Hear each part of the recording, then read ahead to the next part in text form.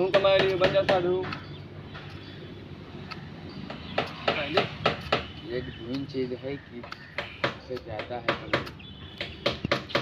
एक तो यह चीज़ और एक अपने सबके में मजावट ये दो चीज़ गिरे अत्ता पैसा कहाँ ना है। चलो उधर।